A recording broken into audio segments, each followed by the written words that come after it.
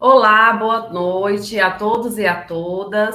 Vamos dar continuidade na noite de hoje das atividades, da atividade do curso de extensão, da atividade curricular de extensão ACR6, Caminhos e Diretrizes da Normatização de Trabalhos Acadêmicos. Lembrando a todos e a todas, né, que o período de realização ele se estende até o dia 29 de agosto. E as atividades elas vêm acontecendo na plataforma do YouTube Cagel UFP, no horário das 18 horas até as 21h30. Todas as terças-feiras do mês até essa data do dia 29/8. Tá? Lembrando também que a carga horária da atividade de extensão é de 60 horas, e a necessidade também do preenchimento da frequência a todo final de atividade, né? Todo final das lives. Então, vai ser passada uma frequência e vocês vão estar fazendo uma síntese das informações principais que foram, né, mencionadas e debatidas durante as atividades, tá bom? Lembrando que a coordenação do curso de extensão é da professora doutora Bastira Araújo da Silva Viana e também da professora doutora Roneide dos Santos Souza, bem como o apoio acadêmico dos discentes do curso de Geografia e especialmente do CAGEL, né, do Centro da Acadêmico de Geografia, no nome da Priscila, do Lucas, do Marcos, Antônio, Verlano, Gustavo, Kaline, André Vitor, Gabriel Cunha, Ravel e Felipe e entre outros também que fazem parte, né, do apoio para que essas atividades em todas as terças-feiras elas possam acontecer. Então a gente já está na 7ª live hoje, tá? Lembrando que a gente vem passando, todas essas lives elas ficam gravadas aqui no canal do Cagel, sendo possível ser assistidas, né, novamente em caso, né, de dúvidas, revisitar alguma fala de um professor ministrante, tá? E na live de hoje a gente vai tratar sobre o método de pesquisa e instrumentos de pesquisa qualitativa, com a professora doutora Murgiane Oliveira Brito Portela, tá? E já fazendo também o convite para a próxima terça-feira, às 18 horas, teremos aí a live com o título Orientações para Acesso às Bases Cartográficas, que vai palestrar o professor doutor Emanuel Lindenberg Silva Albuquerque e também o professor doutor Suédio Alves Meira, tá? Bem, então aqui a gente tem um total de 17 lives, algumas, né, são lives gravadas, então vocês têm acesso a essas lives com antecedência. Lembrando também que vocês recebem o link do Drive, onde é possível receber o material utilizado, né, pelos professores durante a sua exposição, bem como fazer uso, né, de forma mais adequada para os trabalhos acadêmicos, né, sejam eles de forma para o trabalho de conclusão de curso ou então, né, a nível de mestrado ou então doutorado, né, já que a gente tem uma pluralidade aí de participantes de todo o estado, bem como também do nosso país, né, assistindo aqui as nossas atividades do curso de Geografia do CCHL-UFP, tá? Bem, então eu vou convidar agora a professora doutora Murgiane Oliveira Brito Portela, que vai tratar sobre essa temática método de pesquisa e instrumentos de pesquisa qualitativa, quando mencionado, tá? A professora doutora Murgiane, ela possui graduação em Geografia pela Universidade Estadual do Piauí, tem mestrado em Desenvolvimento e Meio Ambiente pela Universidade Federal do Piauí e doutorado em Geografia pela Universidade Federal de Goiás. Atualmente é professora do curso de pós-graduação da Universidade Federal do Piauí e professora adjunta da Universidade do curso de Geografia da Universidade Federal do Piauí. A professora atua principalmente nos temas ensino de geografia, ensino de cidade e currículo. Ela participa dos grupos de pesquisa do GCF, do NUPEG, do GAAI e do NEPEG. Ela foi professora coordenadora da Residência Pedagógica de Geografia e também foi professora coordenadora do PIBID Geografia UFP. Lembrando que vocês podem, durante toda a atividade, toda a live, toda a fala da professora, fazerem comentários no chat, né? Os monitores, eles estão atentos, a gente vai estar atento também. E questões, né, que vocês podem estar levantando para que no final da fala da professora Mugiane vocês possam estar fazendo, né, esse debate acerca da temática que vai ser exposta agora, tá bom? Então, seja bem-vinda, professora, novamente. Passo a palavra para você fazer as suas considerações iniciais e você pode, né, na sequência, pedir a exposição dos seus slides com a monitora Mara. Boa noite. Obrigada, Roneide, pela apresentação. Obrigada, Bartira, novamente pelo convite, né? Fazia um tempinho que eu já não participava do curso de extensão, né, Caminhos e Diretrizes, mas dessa vez deu certo, né, participar. E, na verdade, assim, o que eu trago hoje para a gente conversar é no sentido de ajudar aos que estão nesse momento realizando pesquisas ou de trabalho de conclusão de curso, ou de mestrado, né? Em alguns casos até doutorandos participam desse evento, no sentido de colaborar, né? É um assunto que geralmente causa muitas dúvidas, devido à falta de explanação desse conteúdo durante a formação inicial, né? E de modo que eu vou trazer aqui algumas alternativas, algumas reflexões e desejo bastante a participação de vocês. Até porque quando eu comecei a participar desse evento de extensão, era presencial, né? Então, quando era presencial, a gente podia realizar várias dinâmicas para que a gente pudesse desenvolver um trabalho mais ativo, mais participativo, né? Nessa condição de live, a gente fica um pouco limitado. Então, quanto mais vocês participarem, enviando questões, comentários, dúvidas, né? Fica melhor para que a gente possa desenvolver essa atividade de hoje à noite. Ótimo, professora. Bem, então vou pedir agora a Mara que possa estar socializando. Pronto, ela já é rápida aí. Já colocou aí os slides, então fique à vontade, professora, e passo a fala novamente para você. Tá bom, Neide. Então, eu não tenho do que me queixar dos monitores, né? Eles são muito eficientes. A proposta da live é essa, né? Método de pesquisa, instrumentos de pesquisa qualitativa. Vou trabalhar também alguns outros aspectos que eu acrescentei em relação à live anterior, para a gente refletir um pouco sobre método. Por favor, você pode passar para o próximo slide? Então, eu começo com essa pergunta. O que é pesquisa? Né? Geralmente, quando eu recebo os alunos de TCC, eles não têm assim muita noção do que é pesquisa. E isso causa, às vezes, confusão, né? Medo, receio de, será que eu estou fazendo a coisa certa? Será que eu estou sendo realmente um pesquisador, né? E aí eu trouxe essa questão para que a gente possa pensar da seguinte maneira. O que é que leva uma pessoa a se dedicar à pesquisa?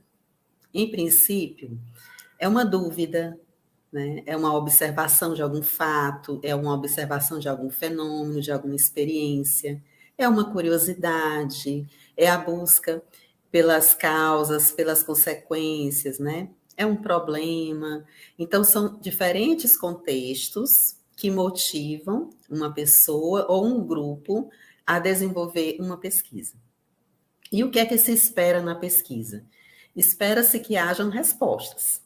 Ah, professora, mas tem pesquisas que não são conclusivas, né? Que não chegam a resposta. Porém, embora isso possa acontecer, a pesquisa ela envolve os pesquisadores em um processo de aprendizagem. E essa aprendizagem consiste no quê? No levantamento da problemática, né? No levantamento dos objetivos, na pesquisa de um método, na pesquisa de uma metodologia. E é por isso que a gente pode afirmar que a pesquisa nunca acaba, né? Ela apenas tem um começo, mas a gente não tem um fim. Mesmo que você, individualmente, decida por parar de pesquisar, né? Mas vai com certeza aparecer um outro pesquisador interessado na sua temática e, a partir da sua pesquisa, vai desenvolver outra, ou vai questionar, ou vai aprimorar. Então, a pesquisa é infinita, né?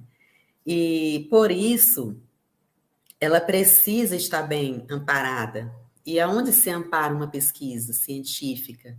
Ela se ampara no método, na metodologia, nos procedimentos, na análise, nas propostas, né, e nas possíveis conclusões ou andamentos futuros de pesquisa.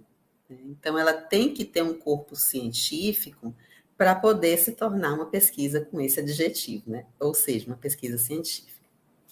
Próximo, por favor. E quais são os principais tipos de pesquisa? Nós poderíamos passar a noite inteira, né, falando dos tipos de pesquisa. Mas eu resolvi trazer esses dois tipos, sendo que um deles nós vamos pensar mais um pouco, porque tem sido uma abordagem que nós, da área do ensino, da área de humanas, temos nos utilizado bastante, que é a pesquisa qualitativa, né? Então, a pesquisa ela pode ser vista pela abordagem qualitativa e quantitativa, mas nada impede que uma possa também ser usada conjuntamente com a outra. Professora, mas o que de fato é uma pesquisa qualitativa? Para a gente entender a pesquisa qualitativa, é preciso entender também o que é uma pesquisa quantitativa. Acho que vocês observaram que recentemente saiu o último censo, né, da população brasileira. Nesse censo, foi possível obter vários resultados de questões, né, que foram levantadas e foram aplicadas à população brasileira em todos os estados e municípios. Para que essa pesquisa ela tivesse uma validade, uma validação científica, a pesquisa do IBGE, ela seguiu a todos os critérios de uma pesquisa quantitativa. Então, se você tiver essa curiosidade de ver, acesse o site do IBGE, que lá tem os critérios, né, da pesquisa. Por exemplo, quantidade de pessoas, questão de gênero, né? Quantas pessoas do sexo feminino, do sexo masculino devem ser entrevistadas. Tem todos esses critérios, idade, vários outros critérios para poder, né, se chegar a um dado percentual sobre um dado assunto. Então, a pesquisa quantitativa, ela leva em consideração esses critérios, principalmente o critério da quantidade. Se, de repente, a pesquisa se propõe a investigar um universo de pessoas, né, um grupo de pessoas, mas não atende essas especificidades, esses critérios de uma pesquisa quantitativa, ela pode muito bem ser invalidada. É por isso que uma das pesquisas mais confiáveis que existe no Brasil é o censo, né? Porque mobiliza toda uma equipe, contrata-se pessoas, né? Usam-se programas sofisticados de computação, de matemática, para poder se obter um dado resultado. Dito isso, vamos à pesquisa qualitativa. A pesquisa qualitativa, ela já vem no sentido, ela já auxilia bastante os trabalhos da área de ensino, na área de humanas, em que necessariamente não se tem uma preocupação primária com a quantidade de pessoas a serem entrevistadas, de pessoas de dados informados. Como assim, professora? Vamos citar um exemplo. Suponhamos que você queira fazer uma pesquisa sobre formação de professores de geografia. E aí você queira saber uma informação a respeito da formação inicial, né? Onde foi a formação inicial desse professor, dessa professora? E aí você faz um recorte, né? Dizendo assim, eu quero fazer essa pesquisa no estado do Piauí. Só que aí você, quando estiver diante desse dado, de quantos professores de geografia tem no estado do Piauí, que é um dado até que eu tenho curiosidade de saber, né? Você vai ver que são muitos professores e que, para a sua pesquisa, se torna inviável fazer um levantamento com todos eles. Então, o que é que você vai fazer? Você vai acabar reduzindo essa amostra até a condição de você obter a sua resposta. E mesmo reduzindo a amostra, você vai perceber que tem o critério do querer participar e do não querer participar da pesquisa. E diante disso, você nota que muitos professores não querem participar. Isso eu estou dando exemplo, né? E aí você fica com poucas pessoas para obter essa informação. Quando você está nesse contexto e você decide utilizar a abordagem qualitativa, você vai perceber que sua pesquisa não vai ser prejudicada, porque a pesquisa qualitativa, ela observa mais os dados subjetivos dos fenômenos sociais, né, de um grupo pequeno e até individuais. Então, ela observa mais a possibilidade subjetiva das respostas. Então, pode acontecer de que você pode entrevistar ou desenvolver um outro instrumento com 1, 2 ou 3 pessoas, e mesmo assim a sua pesquisa ter um know-how científico e uma qualidade científica, né? Então, por isso que nós temos utilizado bastante a pesquisa qualitativa. Eu lembro que, recentemente, eu li um trabalho, uma tese, na realidade, não li a tese inteira, foi um artigo, né, resultado da tese.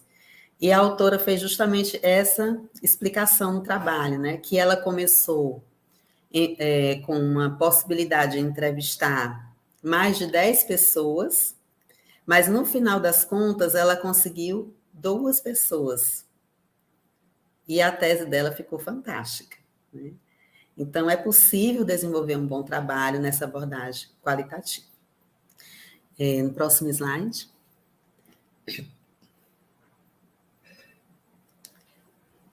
Certo. Existem também outros tipos de pesquisa, né? Aqui eu coloquei de forma geral, só para a gente ter uma noção.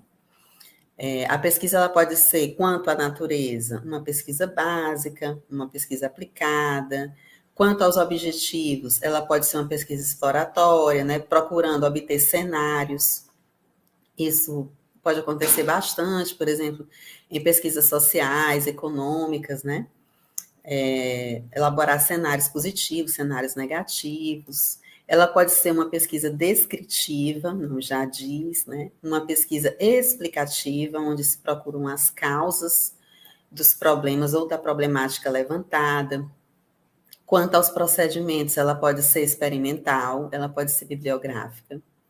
Além dessas, tem outros, né? Como a pesquisa documental, que é aquela que se preocupa na análise de documentos, né? Geralmente documentos oficiais ou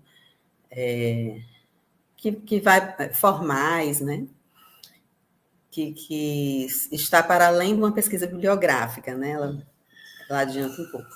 Tem também a pesquisa de campo, a pesquisa de levantamento de dados, a pesquisa de estudo de caso, né? Onde se procura identificar de uma forma mais ampla como e por que acontece um determinado fenômeno. A pesquisa participante, em que o pesquisador é ativo no processo.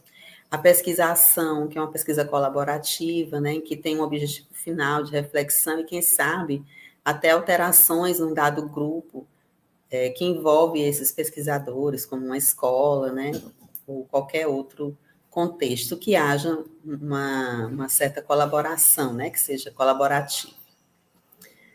Próximo slide. E aí, gente, diante desses tipos de pesquisas, né, diante dessas abordagens que a gente comentou, que seria o conhecimento científico, né, é preciso também a gente entender que o verdadeiro pesquisador, ele não desvaloriza o senso comum. Mas o que é esse senso comum? Eu coloquei do lado uma figura, né, que diz assim: você já deve ter ouvido muitas vezes alguém dizer. Então, essa frase, ela reflete o senso comum. É algo que ficou comum, é algo que há uma linguagem cotidiana envolvida, né, a respeito de um dado fato, de um dado fenômeno. Do lado aí da figura, tem uma definição, que é uma definição do dicionário de filosofia, que diz assim: esse sistema é constituído por tradições, profissões, técnicas, interesses, instituições estabelecidas no grupo.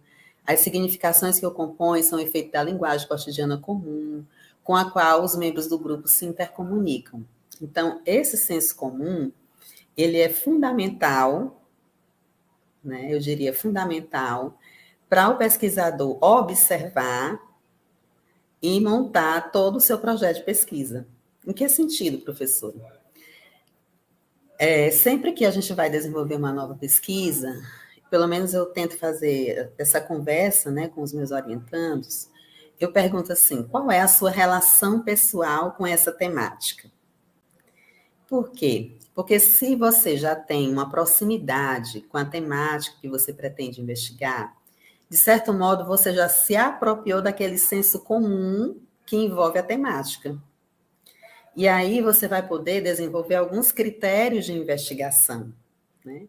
É diferente quando você pretende desenvolver uma temática que você não tem tanta afinidade, que você vai começar do zero praticamente. Então, se torna, às vezes, um pouco mais complicado, né? Mas quando você já tem uma certa aproximação, uma certa vivência, flui melhor, né? Eu diria, inclusive, que quando a gente desenvolve pesquisas no âmbito do mestrado, por exemplo, com professores que já estão atuando na escola, e esses professores decidem fazer pesquisa na sua área de ensino, eles conseguem identificar, né, naquele senso comum que já existe na comunidade escolar, que já existe na sociedade mesmo, alguns problemas que poderão ser tratados e analisados na sua pesquisa. Né? Então, por isso que eu coloquei aqui o senso comum como importante para esse projeto de pesquisa. Né? O próximo slide. Agora, voltando a falar, né, a respeito da questão da pesquisa e do método. Existe diferença entre o método e a metodologia? Sim, existe. Eu coloquei aqui duas definições para a gente pensar um pouco sobre o que é o método e mais adiante, nos slides, a gente vai conversar sobre o que é metodologia. Então, para esse autor Matos e Pessoa, o método é a forma como o pesquisador vê o mundo, embasado em posturas filosóficas e como utiliza o corpo de conceitos de uma ciência na relação estabelecida com o objetivo do estudo. Esse mesmo autor citou ele mesmo, né, numa outra publicação, dizendo que o método faz a ponte entre a reflexão de uma ciência particular e a produção historicamente acumulada, deixando claro o caráter social da atividade científica. Tem outros autores também que eu li, né, que já observei também em suas falas, que tratam o método como uma postura científica, que, claro, uma postura filosófica. Então, a forma como eu vejo o mundo, a forma como eu vou desenvolver meu trabalho como um todo, né, ela está enraizada num método de pesquisa. Esse método, geralmente, ele é confundido com instrumentos de pesquisa, e é totalmente diferente. Por exemplo, nós vamos tratar mais adiante do método positivista e do método dialético, né, que tem sido dois métodos que a gente fala bastante na área da pesquisa da geografia. E a gente vai entender que é uma postura filosófica no sentido de que você vai desenvolver a análise da sua pesquisa, a coleta das suas informações, a leitura dos textos, né, que é a pesquisa bibliográfica, todas vinculadas fortemente a esse método, a essa postura de pesquisador, uma postura filosófica que você assumiu. Embora, muitas vezes, você não tenha essa compreensão, né, de forma tão explícita, mas certamente está ali o método, né?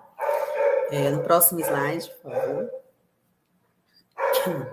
E esse método, gente, ele vai produzir justamente esse conhecimento científico, né? E esse conhecimento científico, ele, na verdade, ele não é uma contraposição ao senso comum. Na verdade, o conhecimento científico foi um conhecimento sistematizado, orientado por um método, por uma metodologia, que procurou, que é resultado desse levantamento e análise, e que trouxe algumas respostas. Para a gente entender melhor, no livro de Vygotsky, né, A Construção do Pensamento e da Linguagem, ele traz essa relação do conhecimento científico com o conhecimento cotidiano, que seria o conhecimento do senso comum, como uma via de mão dupla, né? Em que os dois andam assim, lado a lado. Tanto os pesquisadores como a sociedade usufruem do conhecimento científico, como também do conhecimento do senso comum, e nenhum é menor do que o outro. A diferença é que o científico ele tem toda essa necessidade de ter a apreciação dos pares. Quer dizer, você faz uma pesquisa, escreve um trabalho, submete para o orientador, depois submete para uma banca, né? Quer dizer, os pares vão avaliar se seu trabalho realmente atingiu os critérios da cientificidade. Também, o conhecimento científico, ele precisa ter uma sistematização do objeto, né? Ele precisa estar contextualizado dentro de uma problemática. Ele precisa ter objetivos claros. E tudo isso vai estar onde? Lá dentro do seu texto, lá dentro da sua pesquisa. Tá? O próximo slide. Pois bem, então agora nós vamos falar um pouquinho do método positivista. Primeiro, para contextualizar, alguns autores, né, costumam dizer que Augusto Comte seria o pai do método positivista. Quem foi, né, Augusto Comte? Então, ele foi um francês, e eu estava lendo um pouco da história dele, ele criou a ideia dos 3 estados, né? Sendo que um desses estados seria o estado teológico, seria aquele momento em que os países europeus, sobretudo, né, porque ele era francês, e o resto do mundo acreditava que o rei recebia o poder de Deus para ser rei, né? Então, seria o estado teológico. O outro seria o estado metafísico, o abstrato, que seria mais ou menos uma fase intermediária, né, entre o estado teológico e o estado positivo, que era o que ele queria. Por que estado positivo? Porque ele vivia numa época em que existia um processo de revolução, né? A Revolução Francesa, existia também o período da industrialização, e ele foi criado numa família muito católica, fervorosa, e desenvolveu nele a ideia assim, de ordem, de organização, né? E na cabeça dele, ele estava vivendo num momento quase anárquico, né? Então, para ele, o mundo só ia ficar positivo, só ia ficar bom, né? Quando se passasse esses 2 estados, o teológico e o metafísico, para o estado positivo. Esse estado positivo, ele se firmaria no conhecimento científico. Então, para Comte, todos os problemas da sociedade e dos governos seriam resolvidos se eles investissem na ciência. Que tipo de ciência? Então, ele era professor de matemática, né, dava aulas de matemática no início para sobreviver mesmo, né? E ele encarava assim que a ciência ela precisava desses critérios, né, mais matemáticos, mais estatísticos, né, mais descritivos, mais analíticos, para que todo conhecimento que fosse desenvolvido pudesse melhorar a vida das pessoas e a vida da sociedade. E tem até um lema que ele usava bastante, né, que era o lema que o conhecimento do estado científico ou positivo ia gerar a ordem e o progresso. E aí faz com que a gente lembre imediatamente do que tem lá na nossa bandeira, né, do Brasil, ordem e progresso. A ordem justamente porque não seríamos um estado anárquico, mas um estado governado, pensando na ciência, trabalhando com a ciência, e o progresso porque a ciência ia trazer esse progresso, né? Então, se conseguíssemos chegar a esse ponto, nós estaríamos num estado positivo, portanto, né, um estado positivista, né? E aí, por que isso é um método? Porque isso é uma forma de ver o mundo. Era assim que ele via o mundo.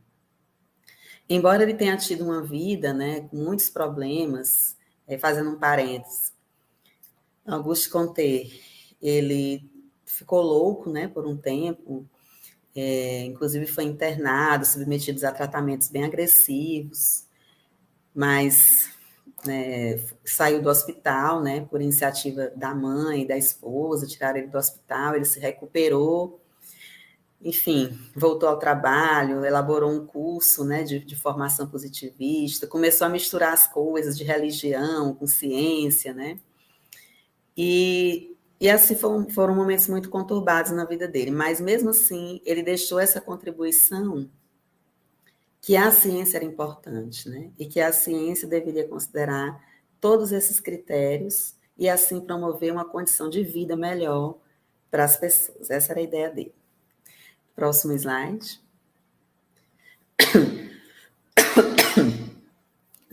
Esses estudos positivistas, eles predominaram muito nas pesquisas no século XIX, século XX, diria que até hoje, né? Mas quando houve o ciclo de Viena, no ano de 1922, na Áustria, alguns filósofos muito importantes resolveram aprimorar o positivismo científico, né? Então, eles decidiram que deveria se filtrar muita coisa do que Comte tinha colocado e avançar em outras. Então, para esses filósofos, a lógica, a linguagem, a matemática, a física são de fundamentais importância para a promoção do conhecimento científico, né?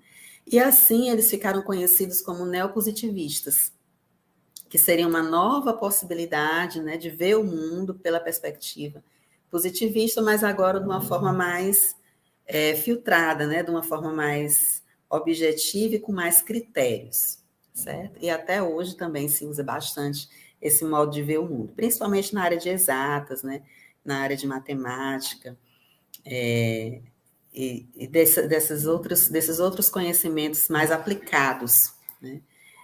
Sobretudo a pesquisa científica voltada para a produção industrial, né, para a produção tecnológica. Então, próximo slide, por favor. O método dialético.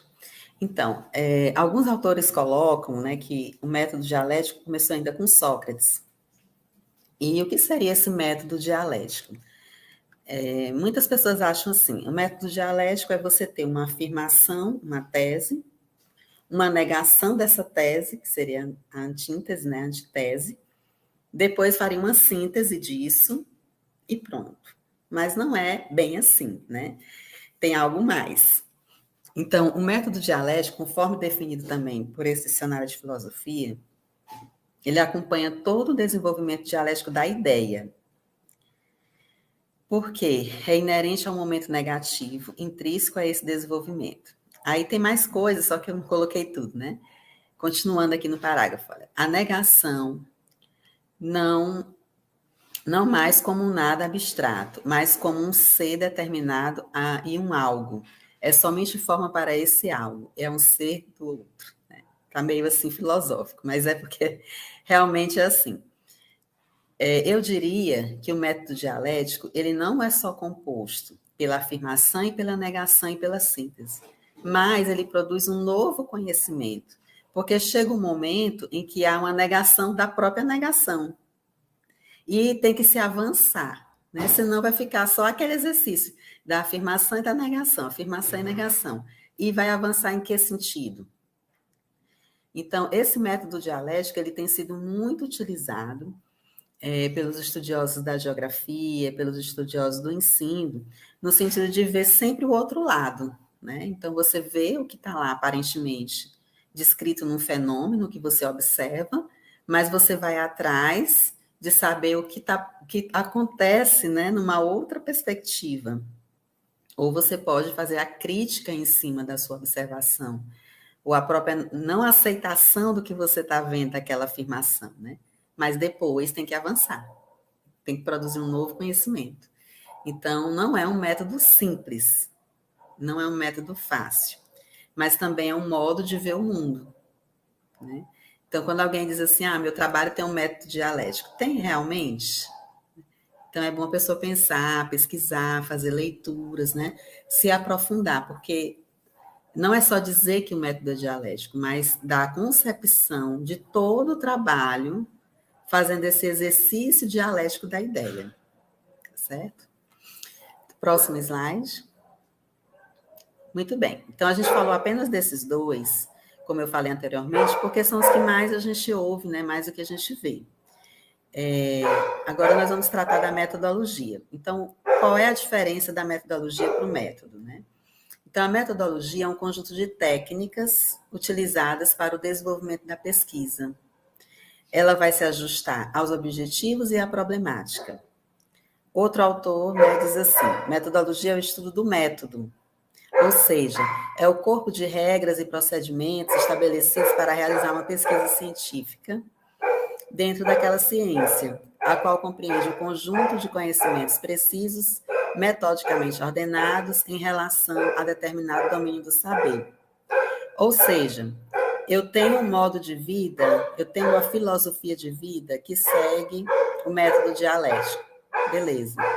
Dentro da ciência geográfica, que metodologias eu posso utilizar para viabilizar esse método? Então, a metodologia, ela possibilita uma averiguação do método. Ela se utiliza de instrumentos, de regras, de abordagens que podem comprovar a eficácia ou não daquele método que você acredita, que você tem na sua vida, certo? Então, quando se pede uma metodologia de pesquisa, não está se pedindo o método necessariamente, está se pedindo os critérios, está se pedindo os instrumentos, está se pedindo a abordagem que você vai fazer na sua pesquisa, tá? Próximo slide. E aí, gente, esse momento, eu acho que é importante a gente pensar assim, diante do método, diante da metodologia, diante dessas abordagens que nós colocamos, qual é a minha principal inquietação diante de um fato ou diante de um fenômeno? O que é que eu quero descobrir? E como é que eu vou fazer? Então, essas perguntas, necessariamente, elas terão que ser respondidas de acordo com o método que você tem, que você adotou, e pensar numa metodologia para tal. Então, essas perguntas sempre o pesquisador tem que estar atento, né? E fazer, porque às vezes você tem um objeto, e desse objeto você pode ter várias abordagens de pesquisa, né? Você pode desenvolver, às vezes, praticamente o mesmo tema, mas se você colocar aquele tema numa perspectiva de método diferente, de um outro colega, serão duas pesquisas diferentes. É impressionante, mas é verdade. Próximo slide. E aí, agora a gente vai tratar um pouquinho desses instrumentos, né, que estão lá no leque da metodologia. Quais seriam os instrumentos que nós poderíamos usar? Eu trouxe aqui na perspectiva da abordagem qualitativa, né, que é a nossa proposta. E dentro desses instrumentos, a observação ela tem sido um dos mais utilizados, né? Então, essa observação, você pode escolher se ela vai ser uma observação direta, se ela vai ser uma observação participante, no qual você vai ser um sujeito ativo da pesquisa, ou se ela vai ser não participante, né? Ou seja, você coleta os dados, coleta as informações, mas não está diretamente envolvido no grupo pesquisado. As observações na pesquisa qualitativa, principalmente na área do ensino da geografia, elas têm sido feitas quando você vai observar uma aula de um professor, quando você vai observar, por exemplo, a organização da escola, em que você conversa com a coordenação, com a direção, ou quando você observa o cotidiano, né, de toda a escola, são exemplos em que você pode usar a observação. Mas você também pode fazer para outros tipos de pesquisa, né, que envolve grupos populacionais, instituições, enfim, muitas possibilidades para você utilizar esse critério.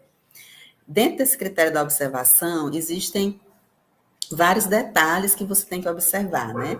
que, conjuntamente com o seu método, com a sua abordagem metodológica e com o seu referencial teórico, você vai poder elaborar esse instrumento de observação. Então, não existe um instrumento pronto. Você que vai montar o instrumento, o que você vai observar conforme o que você está pesquisando, né? Então, por essa razão, é preciso estar muito atento a isso, porque geralmente os alunos querem tudo pronto, né? Ah, professora, a senhora tem modelo, né? O pessoal gosta muito de modelo. Tem modelo para essa observação, participante, não participante? Não. Você vai construindo ao passo que você vai pesquisando, ao passo que você vai lendo. Só para vocês terem uma ideia,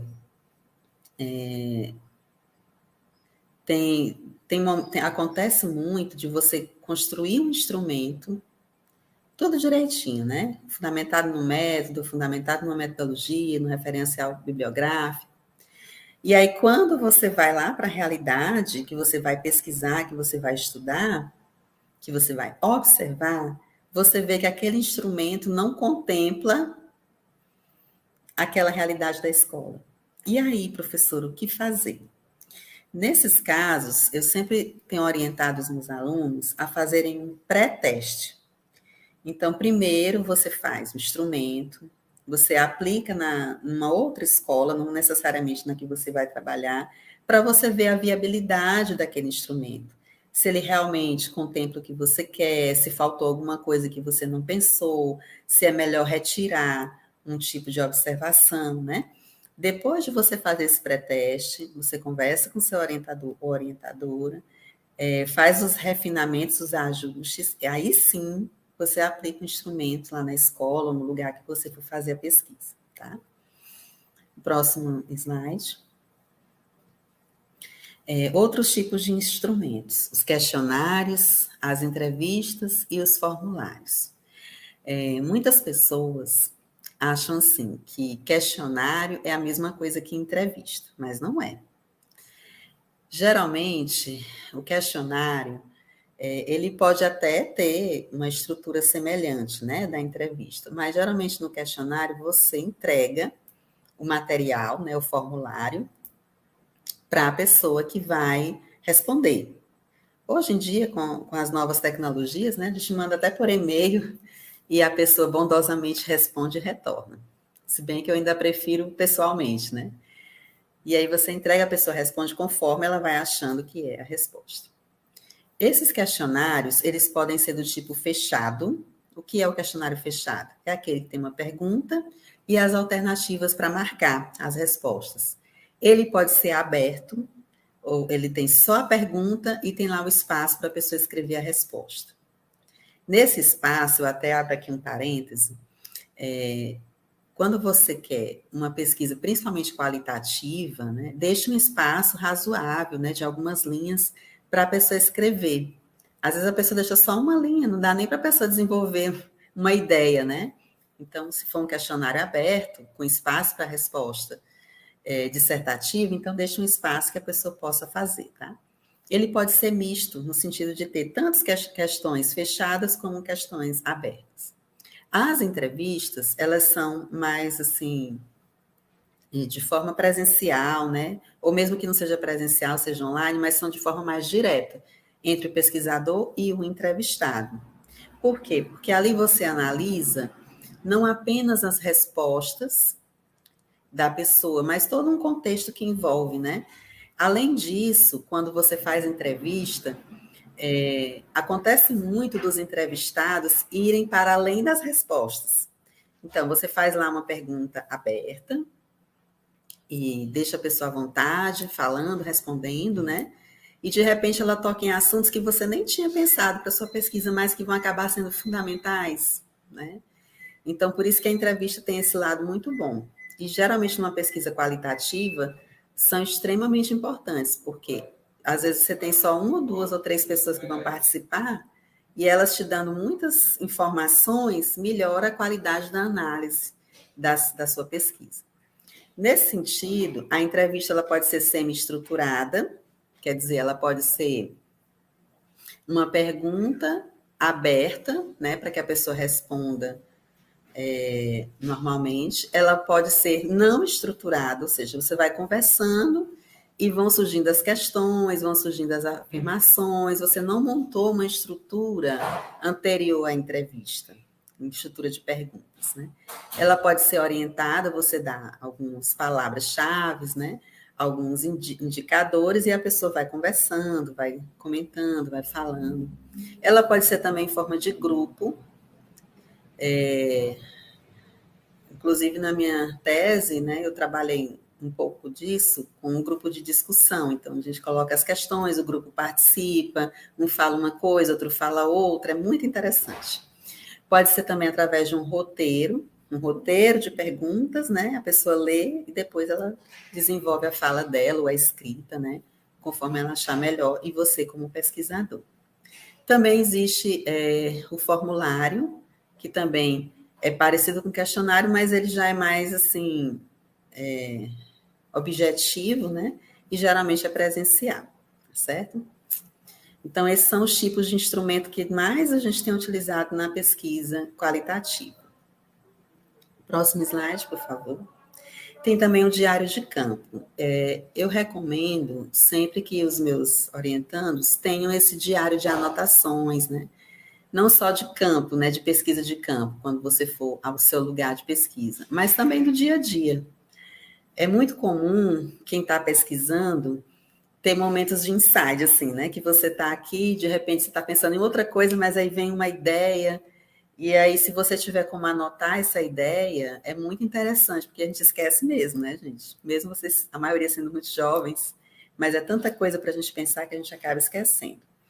Então, nesse diário, anotações, reflexões, dados interessantes, curiosidades, é bom que você anote, né? Eu lembro que no tempo que eu fazia o mestrado, eu tinha uma caderneta, né? Andava na minha bolsa. Então, às vezes eu estava dentro do ônibus e lá mesmo tinha uma ideia, anotava uma frase, uma coisa, para quando eu chegasse em casa, eu pensar melhor, né? Escrever, ou fazer uma pesquisa, ou fazer uma leitura. Então, é sempre bom a gente ter. Hoje, com as tecnologias, tem um celular, tem você pode passar uma mensagem para um amigo, né? E depois pegar para poder anotar, para poder pesquisar e adiantar o serviço. O próximo slide, por favor. Bem, alguns tipos de análise. Então, você está aqui na seguinte situação: você já tem o seu método, você já tem a sua metodologia, você já tem seu instrumento, coletou as informações, coletou os dados. E agora, faz o quê? Né? Agora vem a análise. Então, nessa análise, você pode fazer uma tabulação, não só usando os critérios quantitativos, né? Mas também na pesquisa qualitativa, você pode fazer cruzamento de respostas para ver em que medida essas respostas são parecidas. E aí você pode, de repente, montar alguns gráficos, né? Como, por exemplo, se você entrevistou 10 pessoas, 5 pessoas deram uma resposta parecida, 2 mais outra resposta, e as outras 3 respostas muito diferentes, dá para você fazer um gráficozinho pizza pequeno, né? E fazer essa tabulação, para ficar como um recurso visual do seu trabalho. Claro que você vai, num texto, explicar tudo isso, né? Você vai explicar, você vai analisar, você vai recorrer a referências bibliográficas para fazer toda essa contextualização. Você pode fazer análise de conteúdo, quer dizer, análise do que está compreendido nas respostas, né? E tem autores como Bardan, né, que trazem toda a técnica, né, para fazer essa análise de conteúdo. Você pode fazer análise do discurso, né, que é muito parecido, mas já envolve outros critérios, né, principalmente mais subjetivos. Enfim, você vai ter que usar algum desses critérios para analisar o que você coletou de informações e de dados, tá? Que são apenas alguns tipos, mas existem muitos outros. O próximo, as referências, né? Então, gente, eu trouxe essa abordagem aqui para vocês, né, bem generalizada, né, do que seria uma pesquisa científica, do que seria o método e a metodologia, no intuito mesmo de a gente conversar, né? E eu queria muito saber de vocês que estão aí nos ouvindo, Se vocês já pensaram nesse método, se vocês já pensaram na metodologia, que fase da pesquisa vocês estão e como eu posso, de alguma forma, ajudar. Então, fico à disposição e agradeço aí a oportunidade. Ótimo, tá esperando aqui me colocar em tela, tá? Então, excelente apresentação, professora Mugiane. A professora Mugiane, ela faz aí um percurso, né, desde a reflexão do que seria pesquisa, pontuando a importância de entender também os principais tipos dessa pesquisa, quanto à sua abordagem, a natureza, tá? Diferenciando método e metodologia. E aqui no chat, né, durante a sua fala. Eita, teve algum problema com a internet da professora. Ela acabou saindo da nossa live, mas por enquanto enquanto ela não retorna, a gente vai. Vocês podem ainda fazer alguns comentários, tá? No chat, que eu vou estar repassando aqui. Pronto, os monitores vão estar também passando o link de presença daqui a pouco. Kelly, levantamento bibliográfico seria uma questão que você está colocando aí. Roneide, deu uma caída aqui para mim, você pode retomar a... Pronto, eu nem tinha iniciado ainda, professora. Estava só dando uma olhada aqui no chat e verificando se tinha algumas questões, tá? Então, sobre as reflexões que foram feitas, que foram importantíssimas, né? Principalmente no início da pesquisa, algumas dúvidas, né, que vão aparecer, principalmente quanto ao uso, né, de que método utilizar, dos tipos de pesquisa, dos instrumentos, até os próprios instrumentos, né, de pesquisas, eles são importantes e vai depender também da pesquisa, né, da natureza da pesquisa que o autor, né, pesquisador aí vai estar desenvolvendo, né? Até a construção é importante, porque até a construção do questionário, eu lembro dos alunos do TCC, quando eles vão construir o questionário, eles fazem umas perguntas, um direcionamento que às vezes nem conversa com o objetivo da pesquisa, né? E aí a gente precisa ter nesse momento também a reflexão, refletir, né, quais questões, né, vão ser importantes aí para a gente estar direcionando, ter cuidado também com o tamanho desse questionário, né? Muitas vezes aqueles questionários são bem extensos, quem vai estar respondendo, participando da pesquisa, pode, no meio da pesquisa ou no meio da resolução desse questionário, abandonar, né? Pela quantidade excessiva também de perguntas, né? Então tem todo um cuidado relacionado ao uso, né, desses instrumentos. Na geografia física, a gente utiliza muito o checklist, que seria o que você colocou como diário de campo, né? A gente faz um ajuste no sentido de avaliar, né? Faz todo esse levantamento do que é da natureza, né? No caso da natureza da física, ambiental, natural também da área, tá? Para a gente poder, né, fazer esse levantamento e identificar em campo, né, quais seriam os processos e também seriam outros, né, como você até colocou um ponto importante da fazer a pesquisa teste, né, a visita teste, né, que é importante também para saber se o nosso instrumento ele vai responder, né, de forma a contento aí a nossa inquietação, tá? Bem, também, Ronilde, só fazendo assim uma observação na sua fala, né?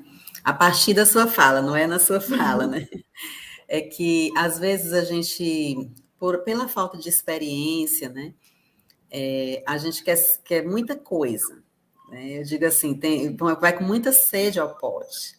Então, é muito melhor você se concentrar num aspecto, mas dar conta daquele aspecto, né? Fundamentando, fazendo leitura, escrevendo, reescrevendo, ouvindo o seu orientador, ouvindo mesmo, gente, porque tem orientando que parece que o orientador não disse nada, mas disse, é porque não quer escutar, né?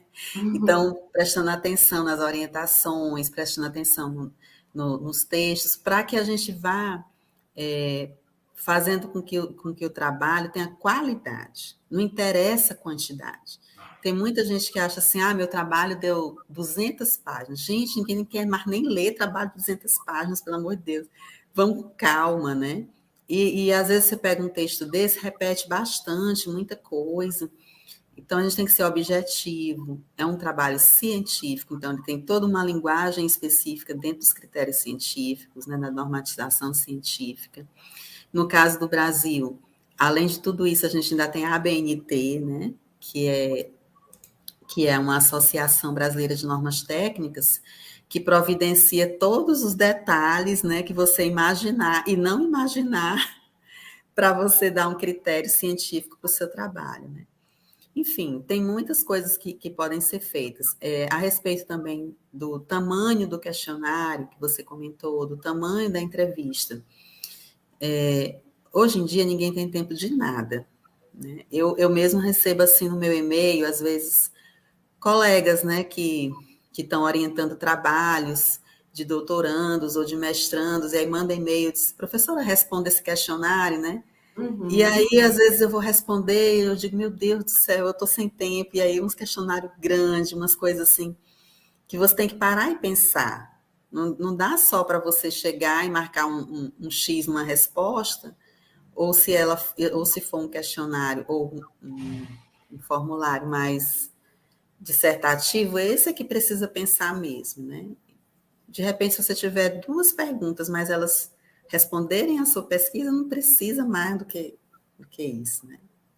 Verdade. Lembrando de alguns questionários que inicialmente eu peço que os alunos possam também pensar, né? Inicialmente as primeiras ideias deles sobre o que perguntar, né? Por pesquisando, e alguns vêm umas questões tão objetivas, né? Que a resposta, quando se for dessa forma, a resposta vai vir ou sim ou não, Ou talvez, não. né? Aí Eu acaba a pesquisa. como é que a gente vai desenvolver, né? E a conversa exatamente em cima disso, né? Ter cuidado para a gente, como é que a gente vai desenvolver em cima dessa resposta, né? Então, organizar, né, a pergunta-chave, né? Que ela e também ela possa estar respondendo o meu objetivo. Professora, tem umas perguntas. Eu vou ler aqui conforme o título aqui do nome de vocês, tá? João Grafia, ele colocou aqui que, fazendo um comentário, né, da sua fala, ele coloca que o estado positivo, né, é a base da razão. A Cremilda aqui, ela faz um comentário sobre o tipo de método, dizendo que tem um professor que fala muito, né, que trata muito sobre esses métodos, e ela gosta muito dessas palestras, e que está apaixonada, né, pela geografia, que bom. Muitos alunos, né, do PPGE, como você tinha mencionado. Professor, veja uma mensagem no chat, rapidinho antes que eu fale aqui a pergunta. Uma mensagem do Marcos. Se você achar interessante aí a sugestão dele, e aí eu já faço o questionamento. Mas aqui, para mim, só aparece um tutorial, eu não estou... Acho que tem que abrir, né? Não aparece aqui do lado, não, chat privado, mas eu vou falar então. Ele coloca aqui que ele tem em mãos alguns métodos e metodologia dos mestrandos, e se a senhora quiser, a Mara pode compartilhar. Tá, é porque assim, em princípio eu tinha falado com a Bashira para ser com antecedência para que eu pudesse projetar, né? E desenvolver uma fala. Mas assim, alguns de vocês podem falando mesmo, escrevendo, né? Porque aí se torna até mais prático, né? Mais rápido. Pronto, pois aí a gente vai agora para o primeiro questionamento, que é do José Francisco, e ele pergunta, né, professor, é importante situar a pesquisa quanto à abordagem, à natureza, antes dos procedimentos? Olha, José Francisco, é uma pergunta muito interessante. Eu diria assim, tudo começa de uma boa conversa com o orientador, né? Por quê? Porque o orientador, ele já tem um método dele, ele já tem uma forma de ver a vida, ele já tem um estilo de pesquisa, ele já tem toda uma abordagem metodológica, né? E geralmente você vai ter que se adaptar, né, a esse estilo de trabalho. Então, tem orientadores que, inclusive, fazem um capítulo à parte, né, na dissertação, só para poder descrever o método, a metodologia, as abordagens. Tem outros orientadores que conversam com seus alunos para que façam isso de uma forma mais discreta na introdução, né? Outros fazem na introdução e no decorrer do trabalho, conforme forem apresentando os dados, as informações, vão detalhando essas abordagens, né? Mas eu entendo que, isso é uma opinião minha, quanto mais claro ficar para o leitor o que você trabalhou, a forma que você viu, melhor. Porque quando você escreve um texto científico, você não escreve para você. Você escreve para pessoas que você nem imagina. Às vezes, pessoas que ainda nem nasceram, né? Então, vai ficar para a história, vai ficar guardado. Então, quanto mais claro você for, melhor. Ótimo. Tem uma outra pergunta. Deixa eu ver, até agora tem três, né? Mais três perguntas. Vamos lá. Então, a gente está com um tempinho, a gente vai trabalhando de uma a uma. A pergunta da Fabiana Moreira. Com relação ao estudo da paisagem e cultura, qual o tipo de método a senhora acha mais viável para se fazer? Olha, Fabiana, é como eu falei agora, né? É bom conversar com o orientador, porque se você escolher um método dialético, é uma perspectiva de pesquisa. Se você escolher um método hermenêutico, ou qualquer outro que seja, é outra perspectiva de pesquisa, né? Talvez seja o caso de você refletir mais sobre a metodologia, que seriam os instrumentos e a abordagem dessa pesquisa, né? Tem que conversar com o orientador, né? Não tem como assim eu te dizer sem conhecer o seu projeto, conhecer seus objetivos, né? Então você tem que conversar com o seu orientador. Acho que você está no mestrado, né, Fabiana? E conversando com o seu orientador, vocês vão chegar numa concepção melhor, né, para essa pergunta. Ótimo. A próxima pergunta é do Hudson Mesquita. Professor, estou trabalhando a utilização do mapa tátil em aulas de geografia no ensino básico. Em relação a método e metodologia da pesquisa, estudo de caso, pesquisação, relato de experiência. Uhum. O Hudson, ele foi meu ex-orientando de TCC, também de residência pedagógica, né? Hudson, é o seguinte, repito, né, conversa com o seu orientador, mas do que eu sei do seu trabalho, porque eu participei, né, uma parte, no início, assim, talvez você nem pensasse ainda em mestrado, né? Se for um estudo de caso, fica muito interessante você fazer, porque é uma pesquisa ampla, é uma pesquisa que você vai levantar uma problemática, né, para você descobrir o que está causando um certo problema, uma causa, um porquê. Uma pesquisação, você teria que pensar para além do que você está se propondo, né? Porque a pesquisação, ela subentende que você vai desenvolver uma proposta resultante da sua pesquisa. Uma proposta que vai ser aplicada, né? Relato de experiência, eu penso que não, porque no mestrado é preciso você avançar mais. Então, você pode até relatar a sua experiência, deve, mas você deve encontrar caminhos na abordagem metodológica que dê um caráter mais amplo para essa experiência. Bem, você contou sua experiência. O que você quis dizer com ela? Que problemática você levantou? E a partir dessa problemática, você vai trazer os dados que você coletou na sua pesquisa. Então, converse com seu orientador, né, ou orientadora, não lembro se você está com a Josélia, para você ver com ela a melhor forma de você trabalhar. Ótimo. O bom também das lives, elas vão dar pistas, né? Pistas para as questões, né? Que às vezes a gente, no início, a gente não tem. Eu sei que os alunos querem, assim, sabe? Querem, professora, é isso, é aquilo. Que é a fórmula, né? Que é o direcionamento.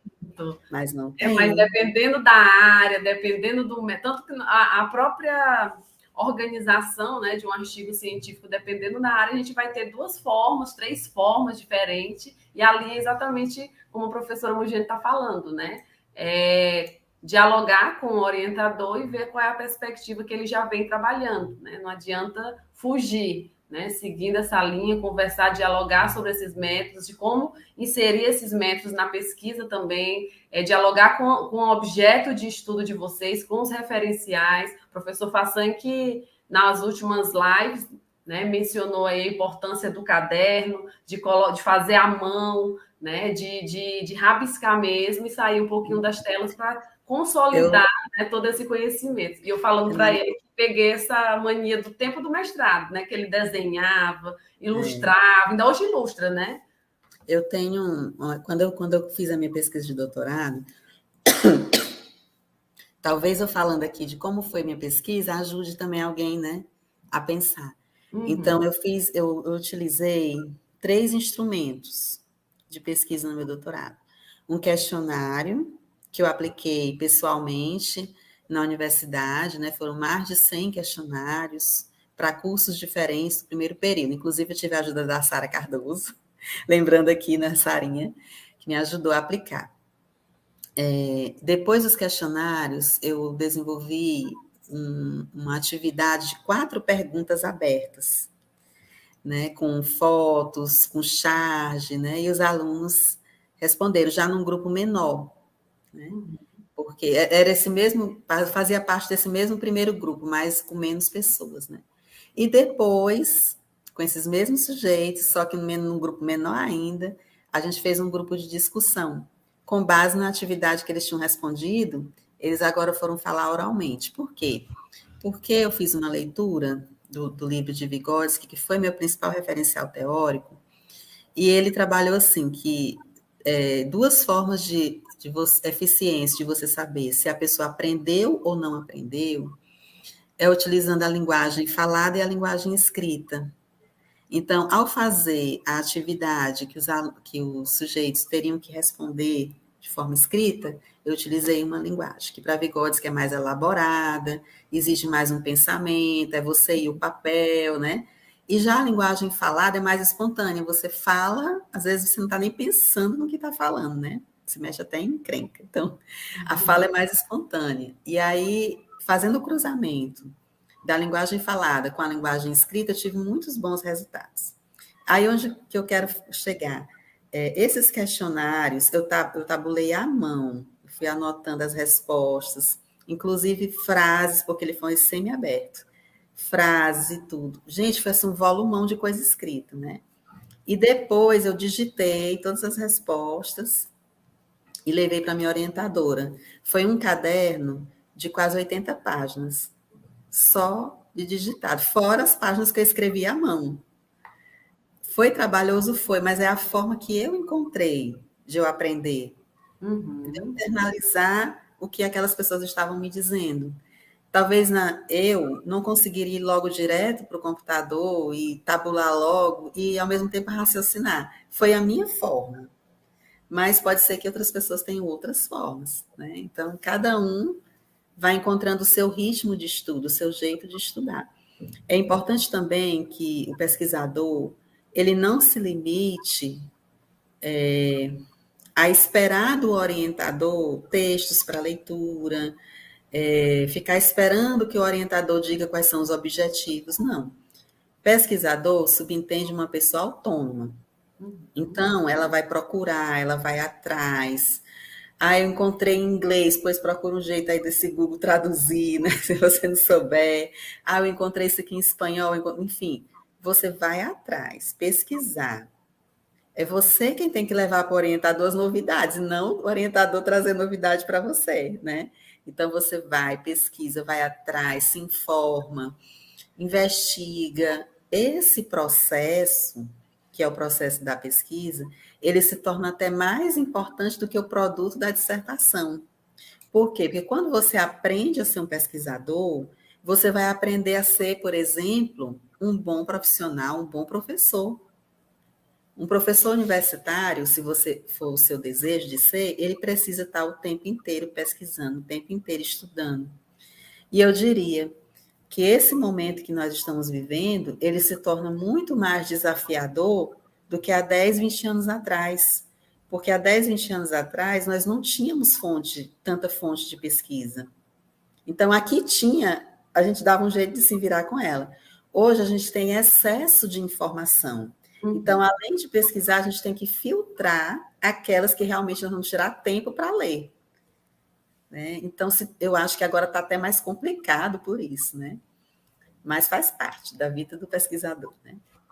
Verdade, cria aquela página no computador, eu arquivo que eu vou ler, aí fica lá só colocando, né? Se a pessoa, a gente tem que ter até um método, uma metodologia, um método, né, para até selecionar esse material, critérios, né, até para selecionar esse material. E o importante que a professora menciona também, do percurso, né? Às vezes, na própria metodologia, durante a escrita, né, do material, a gente esquece de deixar de mencionar qual foi esse percurso até chegar nos resultados finais, né? Geralmente deixa de uma forma, dependendo, né, da pesquisa, deixa de uma forma muito direta, né? Esquece um pouco de relatar, né, todo o caminho, usando quais foram as técnicas utilizadas, os instrumentos, como foi utilizado, né? Enfim. Tem outro. Até porque, Roneide, eu estou aproveitando aí a sua fala para lembrar das coisas. Até porque quando você faz uma pesquisa, eu falei, ela nunca se acaba. Ela vai ser contestada em algum momento, até por você mesmo, né? Então, por exemplo, acontece muito comigo de eu pegar trabalhos que eu escrevi alguns anos atrás e dizer assim, meu Deus, como é que eu fiz isso, né? Não, eu não devia ter feito isso, eu devia ter colocado assim e tal. Então, você mesmo vai querer melhorar o seu trabalho. E também tem outros colegas que vão ler e vão contestar. Não, não é assim. Por que que não é assim? Aí faz uma outra pesquisa para contestar o que você escreveu. Então, quanto mais a sua metodologia, seus instrumentos estiverem claros, melhor. Porque aquele que for contestar ou aquele que for dar continuidade ao que você pesquisou, ele precisa entender os passos que você deu. Ou Uhum. para continuar a fazer as mesmas coisas, ou para descobrir aonde foi o problema, evitar aquele problema e fazer uma outra pesquisa. Né? Não é receita, mas é uma orientação que seu trabalho tem que deixar claro para os outros, como eu falei. Nós não escrevemos para nós escrevemos para os outros. E não é só para uma banca, é para muita gente. Então, tem gente que às vezes nem é da geografia, vai ler seu trabalho, né, para poder entender um aspecto ou outro. Então, se você não for muito claro no que você está escrevendo, a pessoa até desiste. Ah, não vou ler isso aqui que eu não vou entender nada, né? Então, às vezes a pessoa quer colocar termos muito complexos que nem ela mesma entende para poder, tipo, enfeitar o trabalho. Não é assim, né? Uhum.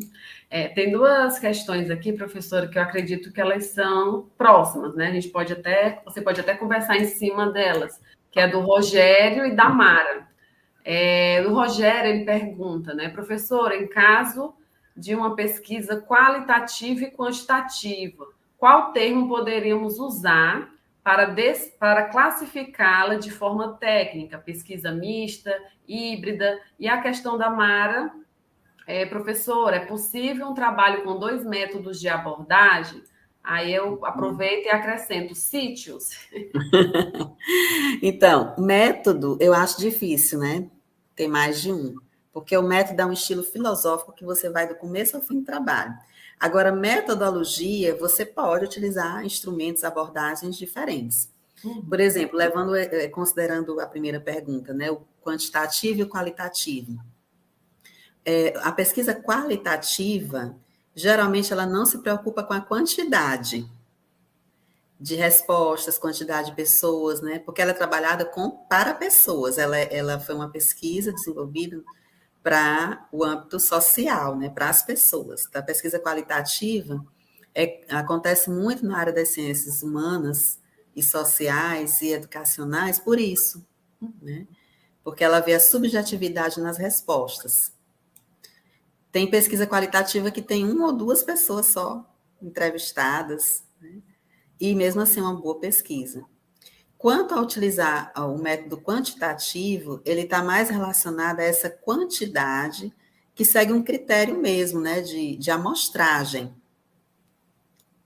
Talvez você possa fazer o seguinte, você possa usar a pesquisa qualitativa, mas com o tratamento dos dados, né, você pode trabalhar nessa perspectiva da quantidade também, né, dependendo do tipo de material que você tenha. Se foi um questionário, talvez seja melhor, né, de tabular, se for uma entrevista, as pessoas.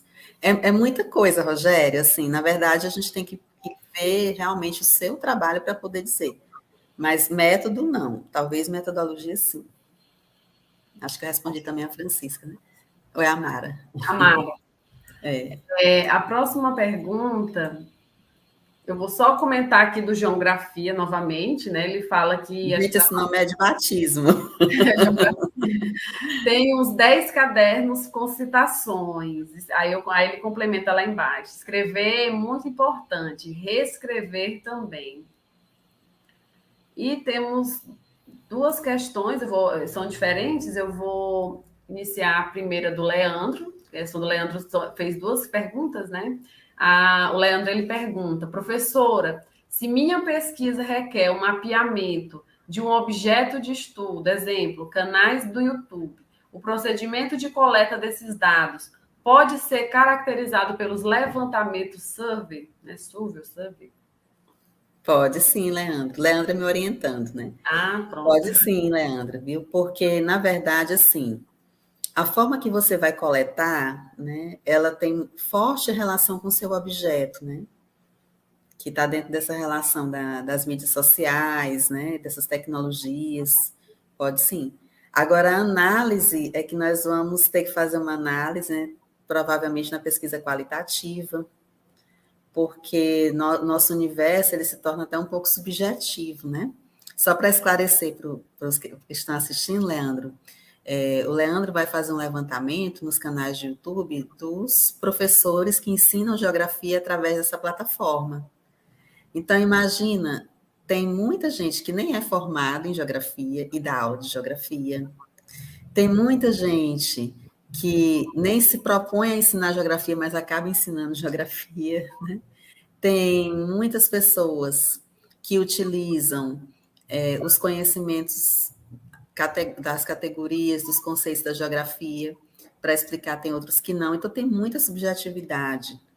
Você vai fazer a coleta, vai fazer uma... Ele vai trabalhar coleta e conteúdo, fazer análise de conteúdo também? Provavelmente ele vai analisar o conteúdo, vai depender muito do andamento da pesquisa, porque se o universo for muito grande, talvez não dê conta no mestrado dele avançar, né? Mas a gente tem essa intenção. E ele também continua fazendo outro questionamento. Professora, na dissertação é interessante conversar com um ou mais autores na hora de embasar teoricamente o uso, escolha dos métodos no estudo? Ou apenas um já está bom? Depende, né, Leandro? Se um autor responder às suas necessidades, não precisa ser dialético com ele, porque é uma abordagem metodológica bem específica, né? Se ele responder sim. Agora, se precisar de complementar, né, para atender os seus objetivos, para atender a sua metodologia, não tem problema colocar outros autores. Kelly, você colocou 3 informações, eu fiquei ainda na dúvida do direcionamento da tua dúvida, né? Você colocou lá sobre levantamento bibliográfico, e agora escreveu sobre geografia da saúde.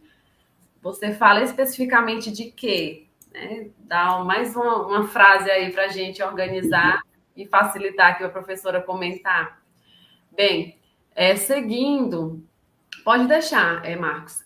Temos aí o questionamento do Miqueias, e ele faz uma pergunta que é atual, né, dos trabalhos no ensino básico, que descobriram, né, os estudantes. Já o GTP, No né? ensino superior também. Qual sua visão sobre o chat GPT para pesquisa? Gente, olha, eu vou contar uma experiência aqui. Aí ele complementa, rapidinho, professor, desculpa. Qual a sua visão sobre o chat GPT para ajuda no desenvolvimento de pesquisas? Pronto. Tá, vamos por partes. Miquéias, esses dias eu tenho um rapazinho, um filho, né, de 16 anos. Aí ele disse, mãe, eu estudando para as provas da escola, né, e tal. Aí ele disse, mãe, eu fiz uma pergunta lá no site do GTP e estava errado, mãe. Aí eu digo, e aí? Não, mãe, a sorte é que eu perguntei meus amigos lá na escola e tal, né? E fiz a prova, mas o chat estava errado. Então, assim, não confio muito nessas coisas, não, né? Até porque eu vejo assim que há uma precariedade quando você minimiza uma pesquisa, né? Eu falei muito durante a fala do processo. Então, é importante o processo, é importante você se dedicar, pesquisar autores, ir na biblioteca, manusear livros. Às vezes você pega um livro que inicialmente não tem nem aquilo que você está querendo, mas você manuseia e tal. Acha uma coisa interessante que vai, assim, mudar, né, a concepção de você ver as coisas. Então, vamos respeitar o processo, né? Essas coisas que diminuem demais o tempo, elas não são boas. E falando aqui numa outra experiência, a minha filha fez um comentário que eu fiquei pensando, até comentei com os alunos, né? Ela disse, mãe, minhas amigas não têm paciência de escutar uma música de 2 minutos. Elas só têm paciência de escutar os 30 segundos da música no TikTok. Quer dizer, essa geração de 14 anos, 13 anos, nenhuma música não quer escutar. E eu disse, minha filha, pois eu na minha adolescência, eu tinha os gravador de fita. Esperava no rádio tocar para gravar, né? E aquilo era o divertimento. Hoje não tem paciência. Às vezes eu olho assim, os jovens angustiados quando o Google demora 10 segundos para dar uma resposta, diz que a internet está muito lenta. E aí eu lembro que no tempo que eu fazia meu mestrado, a gente tinha disquete, que no disquete não cabia 2 fotos. Eu tinha que ter vários disquetes para guardar várias fotos numa câmera, né? Já tinha digital, mas era assim, uma coisa que hoje é dinossáurica, né? Coisa antiga. E esse processo me ajudou em muita coisa, a ter paciência comigo mesma, a ter paciência de ler, de voltar, de não ter pressa, de degustar o conhecimento. Porque você tem que ter prazer no que está fazendo. Se você fizer um mestrado, um doutorado, um TCC, só por fazer, só para ter um diploma, é muito diferente de você aproveitar esse momento para aprender, para ter aquela sensação de que você está conseguindo, de que você está incorporando novas coisas na sua vida, que você está crescendo como ser humano, né? Então, eu não sou muito favorável, não. Pode me chamar de antiquada, mas eu não sou, não. Vai chegar um momento em que você vai se deparar com referenciais, né? Que você já tem essa familiaridade, né? Acaba que você chega no momento em que, pronto, eu estou quase entendendo, né? Já estou tendo uma visão mais abrangente aí sobre o meu tema, já sei quais são os meus referenciais, os meus autores bases também. Então, é importante esse processo, né, de compreensão aí da pesquisa, né? Tem outro questionamento do Jaelson Lopes, professora. Durante a realização da investigação, bem próximo do que você acabou de mencionar, né? Durante a realização da investigação científica, os procedimentos metodológicos muitas vezes se misturam. Quais dicas você daria para nos ajudar na organização e sistematização da pesquisa? Muito bem, Jaelson. Eu penso assim, que a pesquisa, ela não nasce pronta, ela vai se construindo. Tem coisas que você vai fazer que você não vai usar, né? Pode ter certeza do que eu vou falar agora. Se você vê uma dissertação, um trabalho de 80 páginas, pode ter certeza que a pessoa escreveu no mínimo umas 150, e as outras ela descartou, né? Ela não usou. Porque a pesquisa é assim, né? Ela vai, ela mesma se construindo. Agora, a dica que eu dou é você trabalhar sempre mirando nos objetivos. Então, quando você escrever um objetivo, você já pensa logo que abordagem metodológica eu posso utilizar, que instrumento eu posso utilizar para me ajudar a responder esse objetivo. É um questionário? Que questões? Aí já vai colocando ali do lado do objetivo, né? Eu penso que é um começo, para você organizar a sua pesquisa partindo disso, né? De objetivos bem feitos, bem estruturados. Porque se no final da sua pesquisa você não atingir os objetivos, sua pesquisa está invalidada. Então, tem que ser feito. A professora, mas no meio do caminho, esse objetivo eu não consegui, pois tire ele do seu trabalho. Bote outro, né? Bote o que realmente você conseguiu. Então, eu começaria pelos objetivos.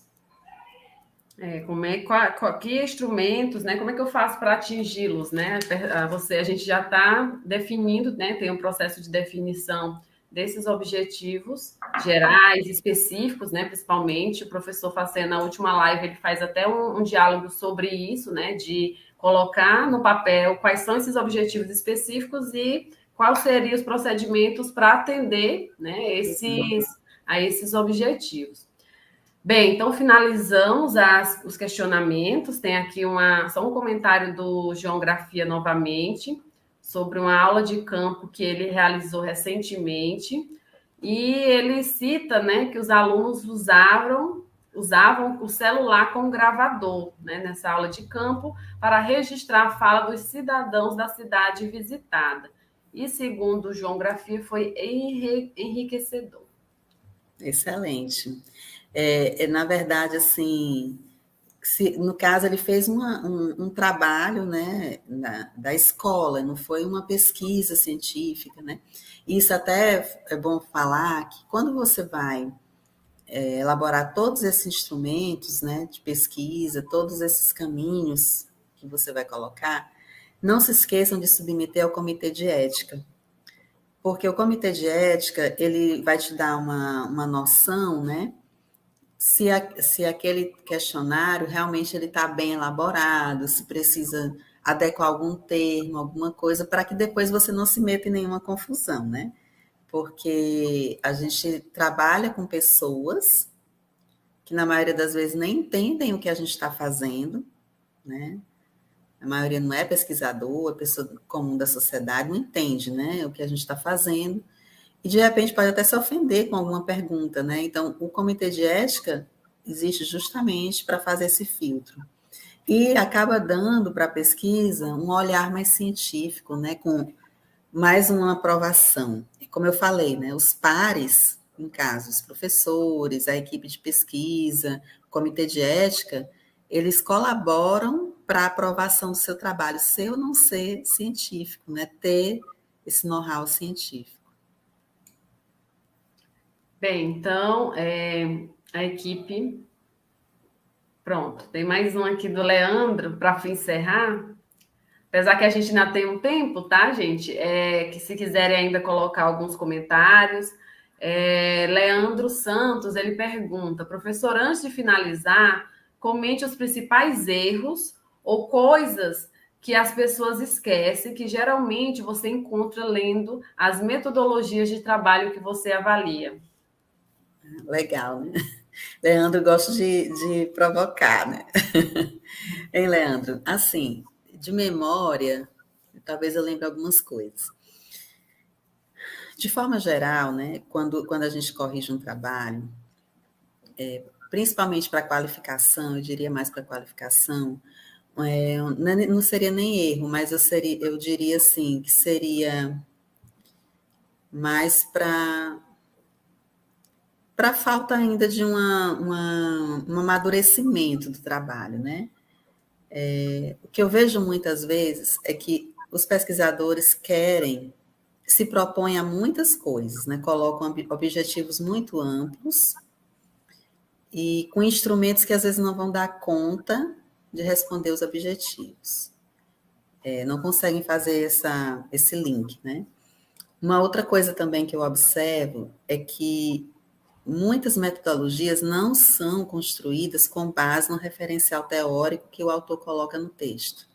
Então, às vezes, ele escreve lá o capítulo 1, capítulo 2, e quando vai para a metodologia, ele usa autores que estão... Ele nem fala no texto, ele nem conversa, né? Tipo assim, autores que são muito utilizados, como Lakatos e tal, né? Fica-se uma coisa descontextualizada. Não estou dizendo que esse autor não é bom, pelo amor de Deus. Estou falando assim, é que se você não o cita lá nos capítulos teóricos, né, digamos assim, fica muito complicado fazer a relação depois com o instrumento.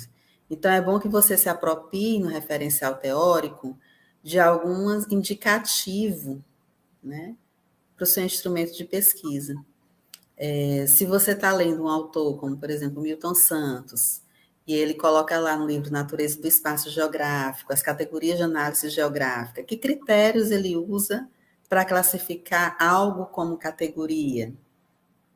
Aí você vai dizer esse. Então, eu vou fazer um instrumento que vai perguntar se esses critérios estão sendo contemplados nesse texto. Entenderam?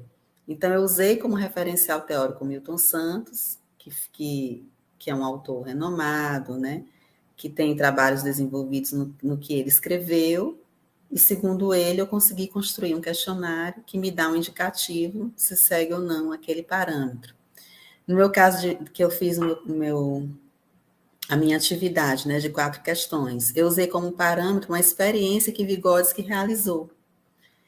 Ele colocou assim, no texto dele lá no livro, que quando um aluno consegue explicar o porquê de um determinado assunto, ele conseguiu mostrar que aprendeu. Então, eu fiz uma pergunta.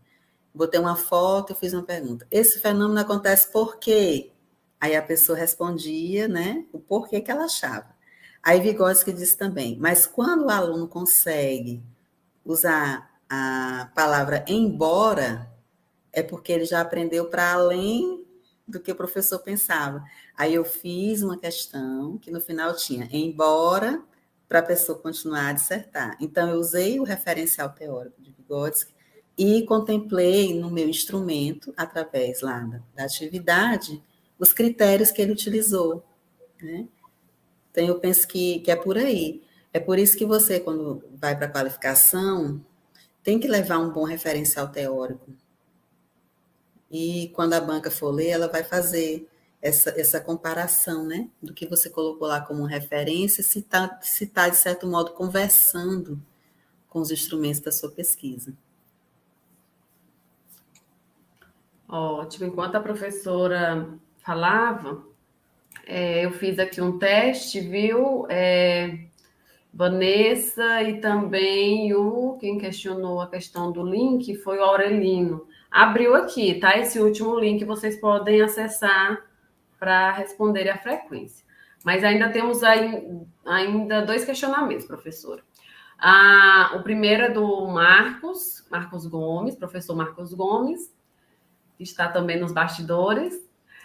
Professora, em uma pesquisa onde aplica-se o uso de... Professora, em uma pesquisa onde aplica-se o uso de questionários em uma escola direcionado aos professores com o intuito de analisar a prática docente acerca do uso das DTICs em uma escola, podemos... Cadê o restante?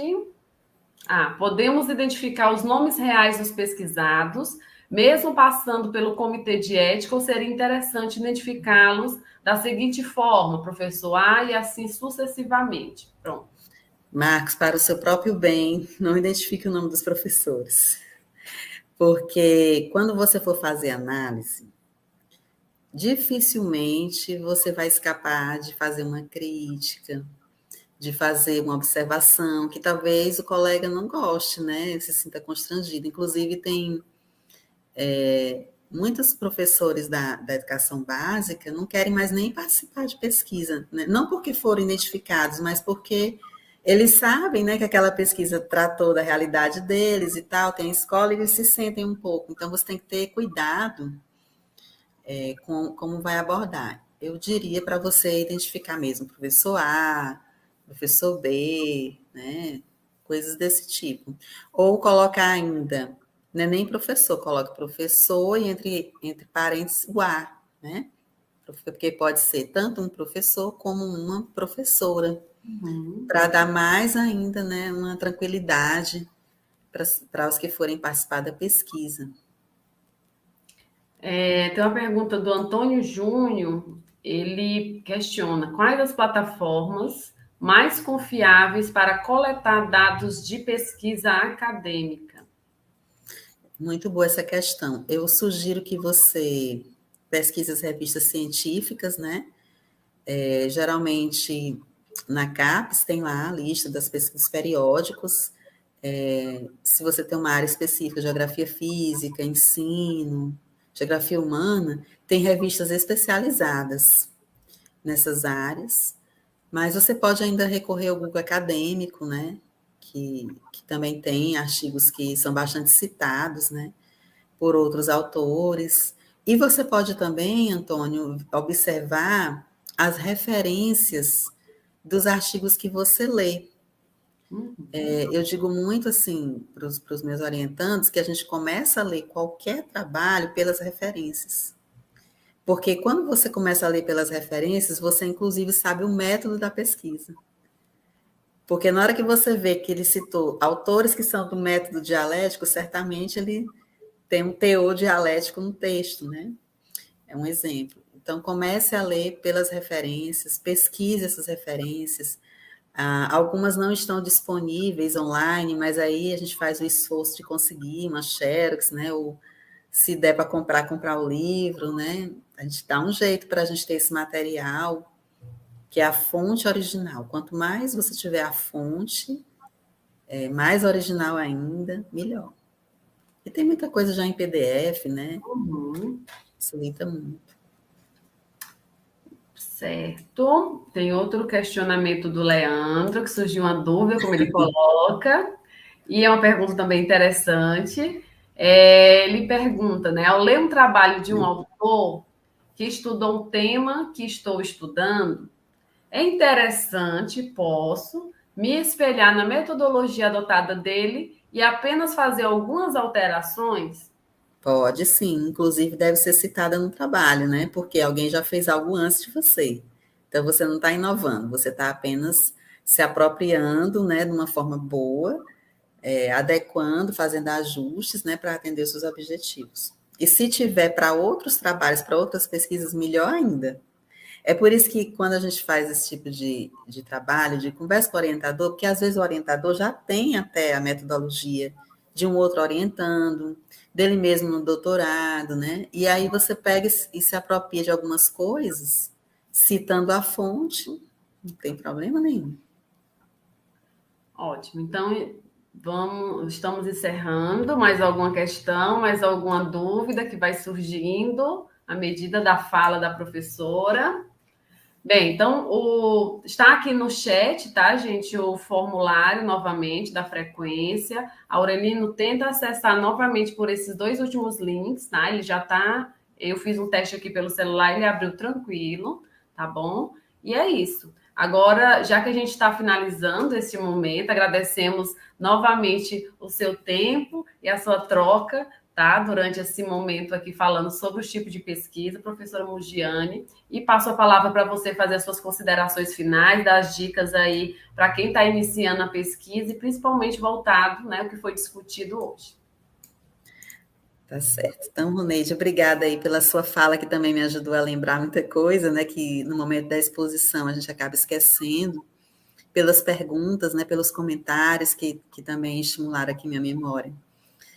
Dizer assim, que quem está pesquisando é natural que fique apreensivo, que fique preocupado, né, ansioso, mas, gente, tudo é um processo e a gente tem que ter paciência com a gente mesmo, né?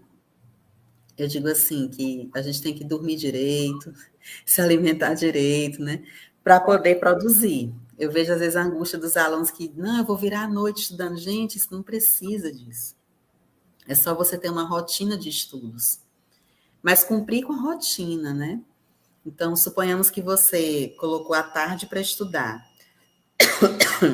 Se naquela tarde você não conseguir digitar uma palavra, porque tem dia que não sai nada mesmo. Aí você pega, vai ler um livro, vai fazer uma síntese, vai fazer uma outra coisa relacionada ao seu trabalho, mas aquele tempo é da sua pesquisa.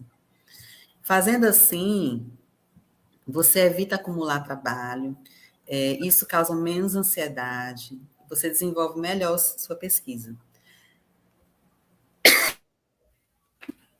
Outra coisa, vocês têm que conversar com os orientadores, né? para que possam tirar as dúvidas.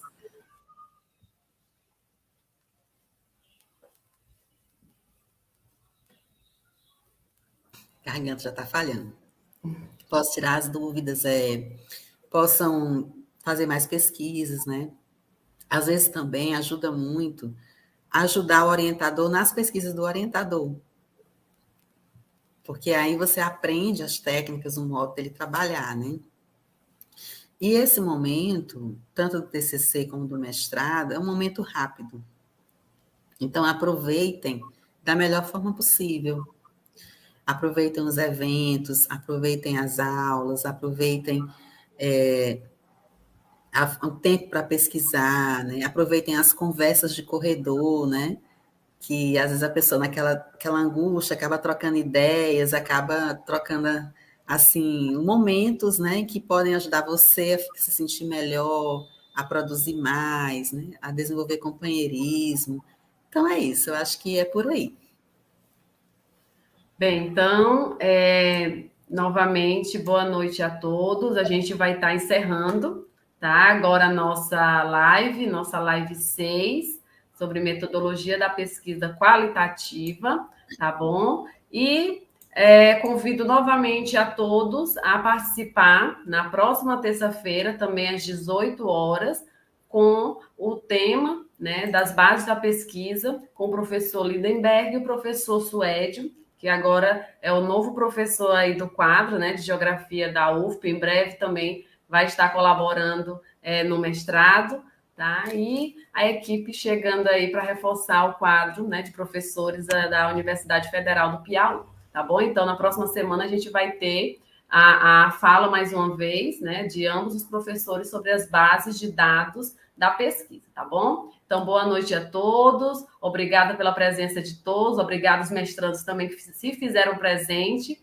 né, na nossa atividade de hoje, e também aqueles que estão aí distantes, né, o Gilberto do Rio Grande do Norte, que sempre, toda terça-feira, está conosco também, e outros estudantes aí do estado do Piauí, Campo Maior, que apareceu, e outros campos daí da Universidade Federal do Piauí, tá bom? Então, um abraço da Universidade Estadual também do Maranhão, né, que esteve presente, e é isso, tá bom? Nos vemos aí na próxima semana novamente com a atividade da CE6, tá bom? Abraços e boa noite a todos.